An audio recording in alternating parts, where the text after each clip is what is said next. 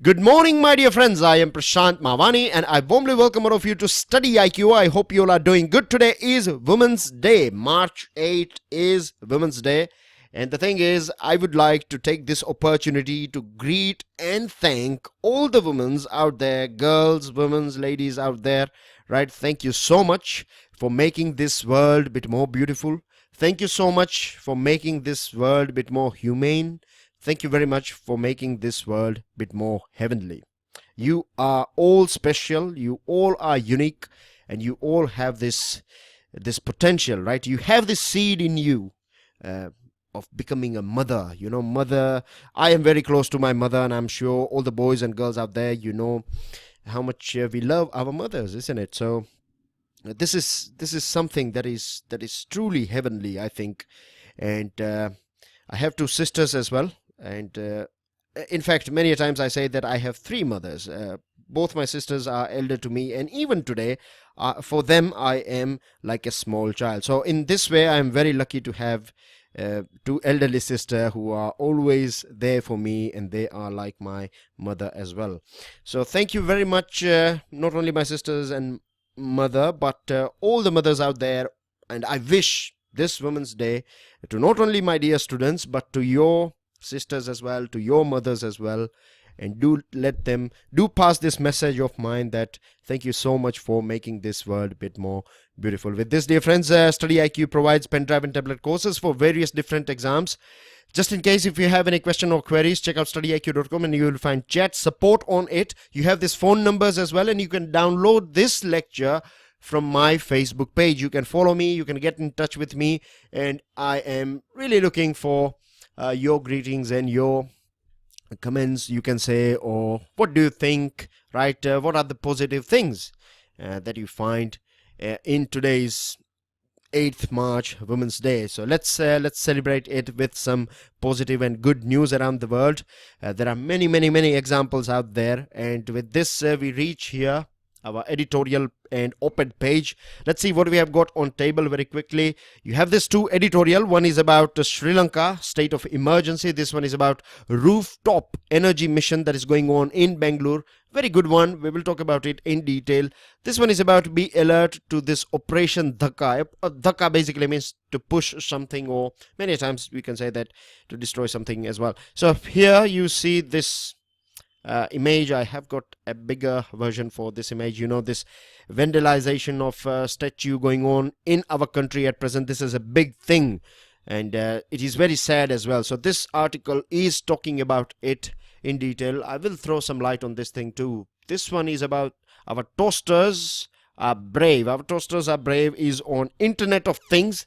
Nowadays, you know that all the things are connected with internet, and because of this thing, the way our life is changing, and there are some threats as well. So regarding this article is very beautiful in that term. This one is about the power of numbers, as you know that today is Women's Day. So this is talking about this MeToo campaign. If you don't know what MeToo is, don't worry about it. We will talk about it in detail. This article here, understanding delirium. This one is about a disease, and it is a very easy read one, so please help yourself with it. This one you can do under your self-study thing, and this one again is a very important article, a very good example of West Bengal and how we can protect our water bodies and how they can help and things like that. Then you have a person called Dhruva Jyoti Ghosh, and he's the man who identified this you can say wetland nearby West Bengal. So let's start with this one. Let me quickly throw some light. I'm talking about this article here, written by politicians. Of course, you are going to find a bit of bitterness regarding opposition party or your rival party, but the thing is, the only thing you can take away from this thing is nowadays it has become very easy for people, right, to destroy public property. Whenever they are not happy about something, they will destroy public property, and this itself indicates, right, that we have lack of understanding about our history, we have lack of understanding about our culture. And it is very sad when we find youngsters, right, they are taking all these stones and weapons in their hand, and they are destroying public property and creating fear around the society. this is not the India. Definitely Bhagat Singh and Gandhiji and other freedom fighters, right? There are many. You can understand Subhash Chandra Bose and Swami Vivekananda, or you can go on, right?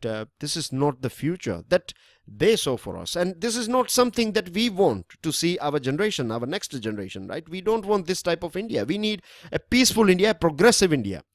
And no one, I'm sure no one is happy about this thing. This is done by a handful of people. Of course, what we find is in news and in the media, it is, I'm not favoring any political party, or I'm not saying any political party is wrong, right? They have their own opinion anyways, but the reality is that this sort of crimes are conducted by very small number of people, right? Very small number of people. Then you have this media attention, you have this social media, and nowadays people are very well aware about this. People who are working in spreading this viral messages and things like that, they know how human brain works. It's not necessary to pass negative comment on everything, right? You can condemn something, but this is their, I think this is their fuel. More research needs to be done on this thing.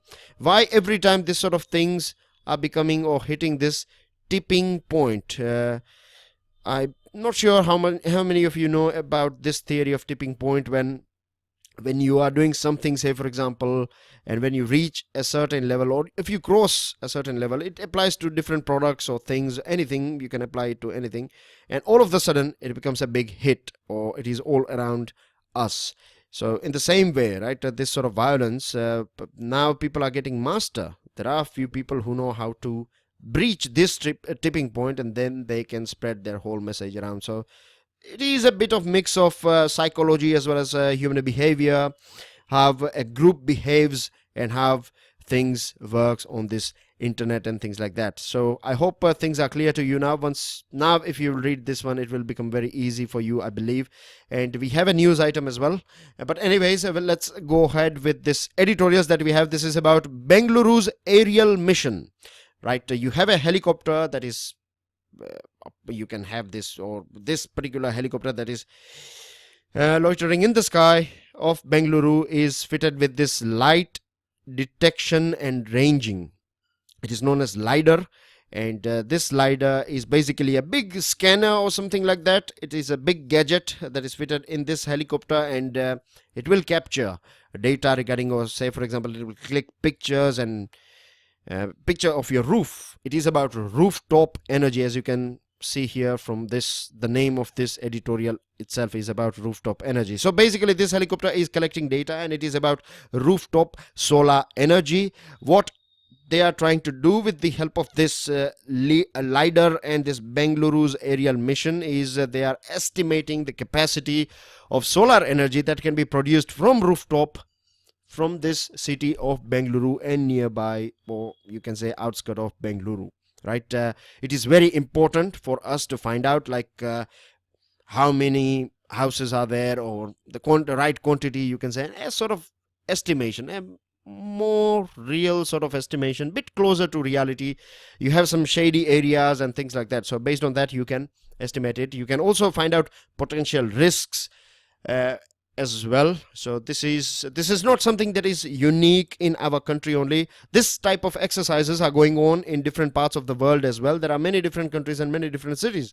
They are practicing this aerial mission. They are doing this using this LiDAR technology, and they are scanning and collecting data. Now the thing is, our mission, right, we have a solar mission as well in our country, you know, and we have committed that we are, or it is our target that we are going to cross 200. Earlier on it was 175 gigawatt, but now we have raised this bar, and we have said that we are going to, our target now is 200 gigawatt by 2022. Recently our power minister said that we are going to cross this 200 as well. This is a very good thing, because India as a big country, you know, we have many challenges as well. We don't have that good technology if we compare ourselves with Germany and other countries. But then as well, if we are doing this much in this short period of time, then this is a matter of pride, no doubt. But when it comes to rooftop solar energy, we have our target of 40 gigawatts. So out of this 240 GW will be produced from this rooftop. But the thing is, at present we are very far from it. We are just producing 19,516 megawatt, right? This is what we are producing at present. We are very, very far in touching this target of 40 gigawatt. And one of the reason is that we have some, at present, the policy on this imports of this technologies and other items that are coming from abroad. You have this GST on it, then you have import duties on it. So because of this thing, they are becoming a bit expensive. So what we need is policy must be attuned to the overall objective of augmenting capacity. We have to design, or you can say this whole operation, right from the purchase of product to this surveys and fitting this thing and connecting it with grid, and everything should be sorted out, and then only we would be able to see a sort of, or then we will cross this tipping point that we were talking about earlier on. Now major solar projects, they are a bit challenging. They have their own, you can say, demerits. You can understand that if you are investing huge amount of money in a very massive or major solar project, the new technology is coming on. Nowadays changes are very fast. Changes are taking very fast, or taking place at a very rapid pace in the market, and because of this thing, this big investment can come down. But this rooftop energy is more decentralized, isn't it? It is more decentralized. So, and this will reduce this cost of your electric wires and many things, because now you don't have to supply electricity from big grids and from national grids. A time will come when every small household or every small mohalla or an area or a society will have their own, they will rely on their own energy system rather than electricity coming from far distance, because you lose energy as well when it is supplied. So all these drawbacks will go away in future. So we are basically heading towards a society that is more decentralized in power production and consumption, and whatever extra we have, we can supply it to our street lights, and we can use it for, say for example, community bus or something, right? You can have electronic cycles, and extra energy can be used for charging them. This is something that this is a food for thought for you guys. You can think about it. Now, improvements to solar cell efficiency and battery technology, rooftops will only get more attractive, no doubt. And this one is a good one, and hopefully we will find in other cities as well this sort of aerial missions going on once we get a bit of success in this Bengaluru. This one is about act firmly. The things that are going on in Sri Lanka, the sudden spurt in violence targeting Muslims in Sri Lanka is a matter of concern, and it all started, right? This whole incident started with a road rage. But the thing is, it is not the road rage. It is road rage is something that we can see. It is there on the upper level, but undercurrent is this hate that is going on for a very long period of time. Small problems and conflicts, and many a times you find governments, right, they are favoring some other community and they are not providing that much support. Many a times when you see that a particular community is doing something against another community, and if government is throwing everything under the carpet, or most of the things under the carpet, then this community that is bullying another community, they will feel a bit, or they will get confident that nothing will happen to us, government is favoring us, and things like that. So this sort of things, they finally trigger this sort of violence between different communities, and this is very sad, because the thing is, this will pollute the whole peace and ethnic relations that we have, or in different, nowadays we are living, the world is getting a bit more and more diverse, because of transportation and communication facility. People are migrating from one part of the world to other part, and this is the thing, we will find more and more ethnic diversity living with each other, and this sort of violences, right, they pollute the whole peace and ethnic relations between different communities living together. So a state of emergency has been applied in Sri Lanka, which is good as well, because police in Sri Lanka, they are not that competent at present. The way things are going on and the way, as per media reports, they are not able to handle this situation. So when you apply this state of emergency as per their rules and regulations under their constitution and other technical details, basically you can deploy army and army can take a swift action. So basically you have more boots in the ground, and when you have this army standing there, when you have your soldiers, so this will add a weight. So this elements, right, who are trying to disturb the peace in Sri Lanka, they will find a bit hurdle, or in fact this will work as a push factor not to engage in this sort of things. One more thing that I would like to highlight here is that you see what at present we were talking about a couple of days ago, this political scenario in Sri Lanka. This president and prime minister, they were against each other in this local election. The results are out, and you have this Rajapaksa, whose party has won this local election, and it is believed, we were talking about it yesterday, isn't it, that he may come back.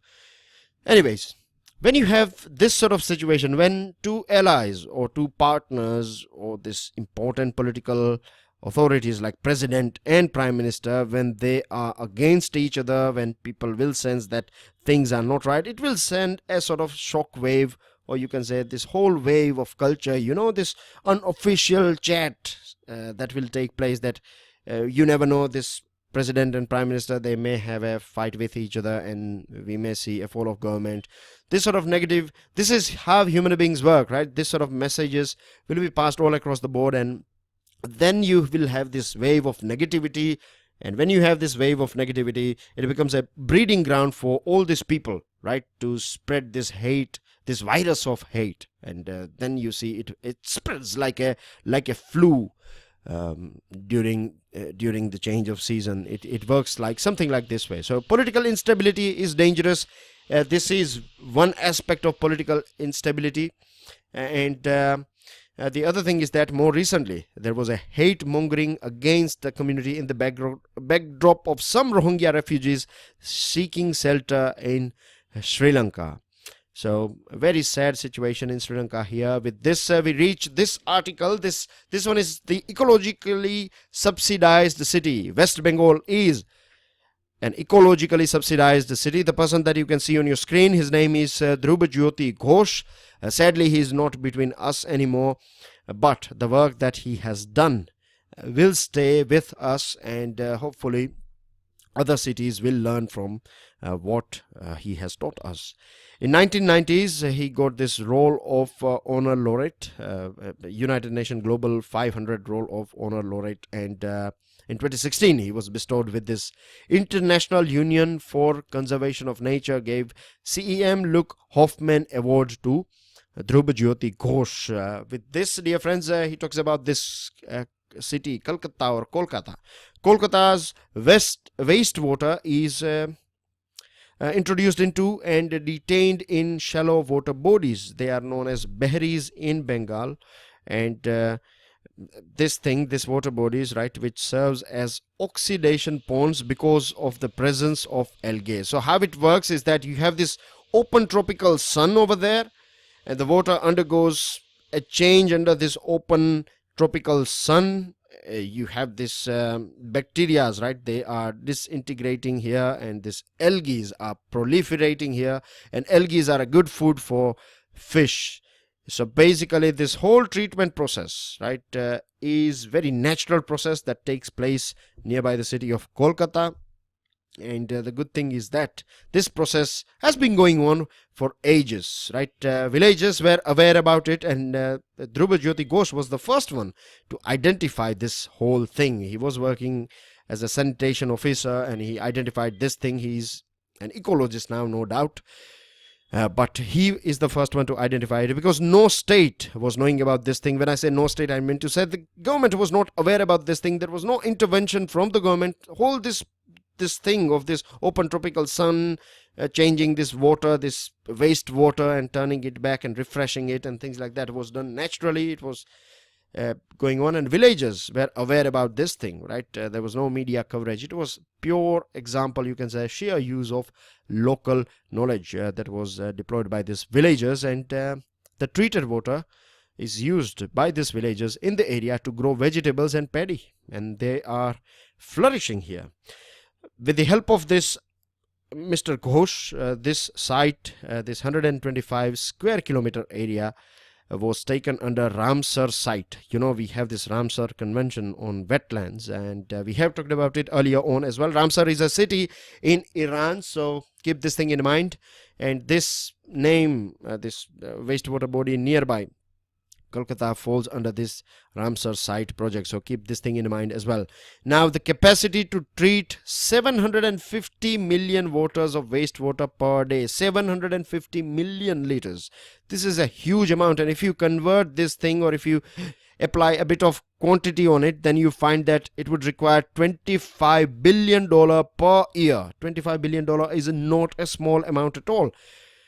To, you can say, to treat this water that is released by Kolkata, because mind you, Kolkata is a very big city, right? Very populated city.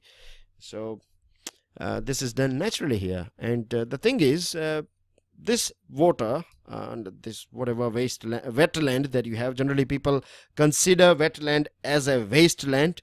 An untrained eye, for an untrained eye, it would be, of course, a wasteland, but it is not a wasteland. You can grow.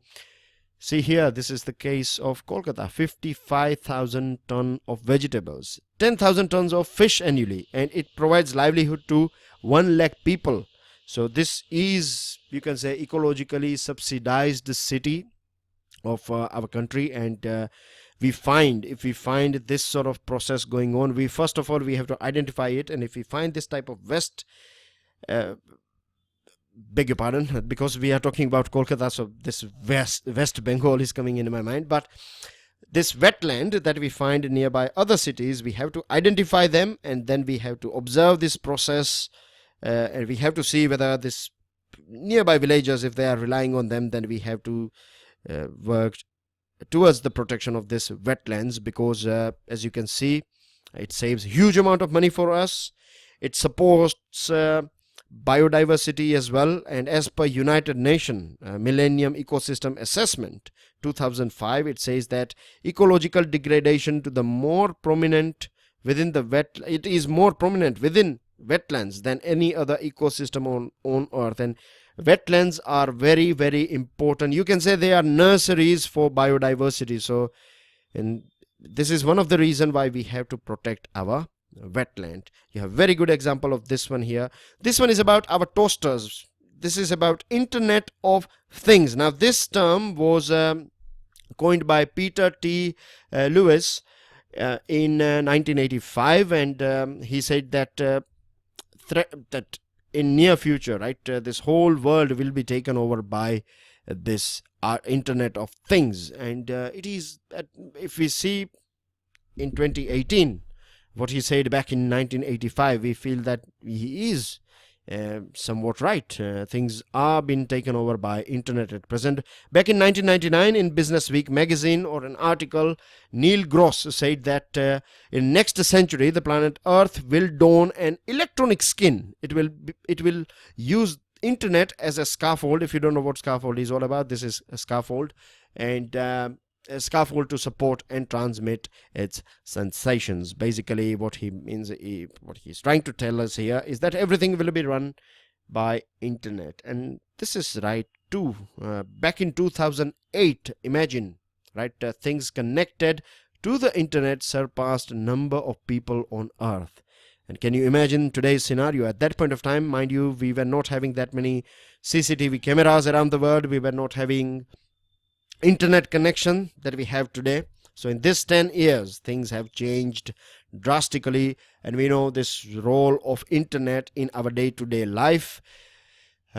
Everything from your ATM nowadays. A couple of days ago we were talking about this. You can use your smartphone to unlock your bicycle, this shared bicycle that you can use, your television, your everything, right, your flights. And here you have a picture. If you connect all the things, then you find that even if you are waiting for a bus now, you know it is fitted with GPS, and it will tell you the accurate time, as well as it will tell you where exactly your bus is. So this tracking thing is growing nowadays, and these companies, right, they track our behavior. They look for all this data that they collect, right? They analyze this data, and basically they use it for to understand our life bit more better. They use it for consumer to understand consumer behavior, and based on this consumer behavior, they can create and offer us smarter products and services. And many a times, even if we don't want to buy this sort of products and services, because the way they are presented and packed, and they know that if you are looking for, say for example, a mobile phone, if you're just looking for a mobile phone, and I'm sure you might have seen this thing, that if you just search mobile phone on Amazon and other online shopping websites and on the internet, then you will find, if you open other websites, you will find these advertisements of mobile phones. So they will keep on hammering you. So, and then they will collect this data from other sources as well. So they use it for this sort of thing. So smart cities, right, the future smart cities, and the current one as well, even you call it your city is smart or not, it's altogether a different topic of discussion. But nowadays our data is being collected by various different agencies. Now the thing is, 50 billion items will be connected with this Internet of Things globally by 2020, and this whole Internet of Things market will grow to 7.1 trillion by 2020 compared to 1.9 trillion in 2013. So can you imagine, it is a jump of what, 3.5 times, isn't it, from nearly 2 billion to 7.1. So roughly we can say 3.5 times the growth will take place here on IoT. And the sad thing is, see what can happen with your personal data. Nowadays, with the help of this smart TVs, and you have your internet at your home, you have CCTVs, your electricity meter is also getting digital. Most of the things are digital, and most of the things are connected with the internet. So just imagine a hacker can find out whether you are watching any television channel or not. If your TV is off, if your AC, your fan, your cooking gas is off, if basically if you are not using your electricity, then that person can find out that no one is at your home, and this data can be supplied to burglars, and they can come to your home, they can loot all these things, and they can vanish away. So this is just one example, right? There are many more things. There are many more areas that we don't know about yet, or that we don't think about yet, can be cheated with. So we need to create all these softwares that can protect this sort of information and things like that. And here this writer is talking about a film back in 2013 that was released. It's of course a fictional film. The name of the film is Her, and here a character falls in love with artificial intelligent computer. So he's assuming that in future we can be here somewhere, and I don't think so. He's wrong as well. Yeah, you never know. The power of numbers. This is about MeToo campaign. I'm sure you are aware about this MeToo campaign. MeToo campaign was started by some famous faces in USA, and as far as I know, this person who was harassing or sexually harassing ladies out there, that person is in fact, he was associated with this Olympic or sports, something associated with, I don't know exactly whether he was with a national sport or Olympic, but that person is behind the bar. The lady judge very well said that that person is a threat. He will pollute the things wherever he goes, so it is better that he never comes out. So now he is behind the bar and he will never come out. So this was a big thing, and this whole started this Me Too campaign, and there are many ladies out there that joined this Me Too campaign, and it is very interesting, I must say. First of all, it is very sad that this sort of things are going on, but it is very interesting as well that now, right, even ordinary women are coming out and they are expressing themselves. They are saying that these are the things that they have faced, because what used to happen, particularly in our country, whenever you find this sort of incident, no one used to talk about it. And in fact, rather than feeling negative about the person who has committed the crime, it was the victim who was considered, this sort of questions as well, that why you are doing this, and why you need to educate yourself, and why you have to step out, and why you have to work, and why you have to stay outside of your home after 7 o'clock or 8 o'clock in the evening. So this sort of stupid questions were asked to our ladies. And you see our films as well, they represent our society. See the films of 90s and early 2000, right? Predominantly 90s and 80s. You find this rape scenes and other things going on.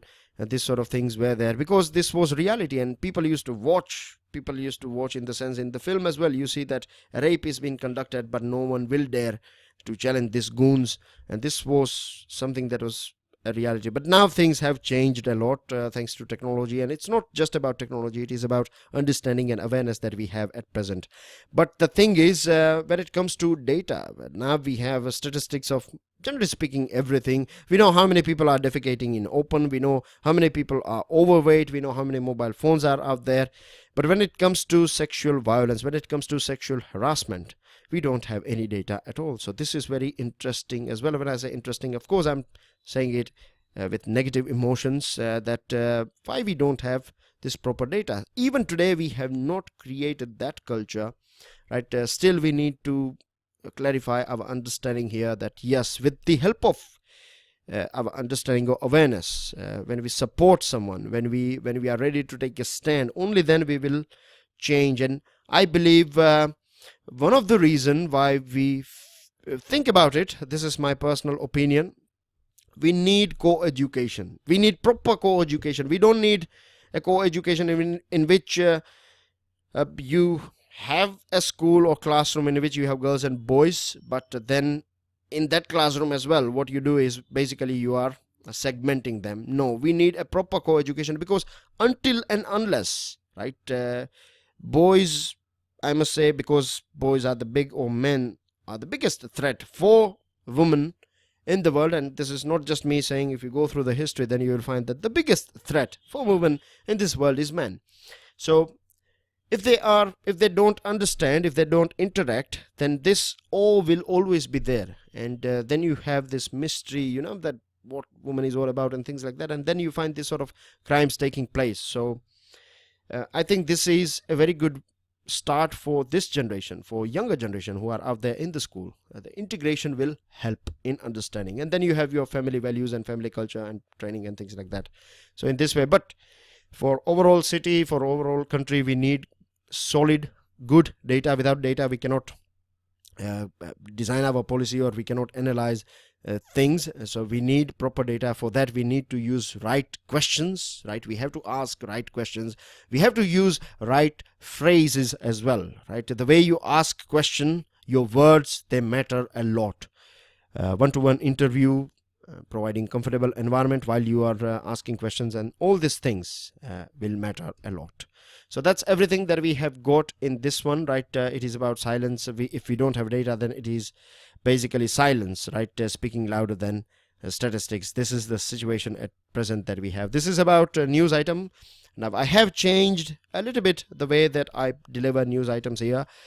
So here you find this first item, Prime Minister flays vandalism to statues. Of course, Home Ministry is not happy about this thing as well. Strict warnings are being given out. You find incidents taking place in different parts of the world, different parts of our country. And here you will find people talking about blaming government, and then people would be blaming the opposition party and things like that. But as a civil service aspirant, what you have to observe here is what are the steps taken by the government, what is the stand taken by government, and observe these political parties as well, different political parties, what is their take on this thing. Inquire from your friends and your social group, what do you think about it, and this will give you a big picture regarding, or a proper, you can say, this is how you do a proper research, right? If you want to feel what's going on around. So this is a good exercise. Do it. It will give you more clarity than reading more books. With this important news, a Lokayukta has been stabbed in Karnataka. He was stabbed by a complainant. He went in his office and he stabbed him. So this is a very sad thing. If a retired judge can be, and who is serving as a lokayukta can be stabbed, then you can imagine the security situation in our country. Then you have this Delhi's Women's Day gift, right? Panic button on buses. Now we have to provide them a proper gift as well to all the women out there in our country, that one day, let's hope that we will not need these panic buttons at all. We have to work for that. At present, yes, we need, but we have to work from now on that one day these panic buttons are of no use. Maybe it will just play music if you play them, because the world would be more safe for our women out there, or zero crimes against them. TDP decides to pull out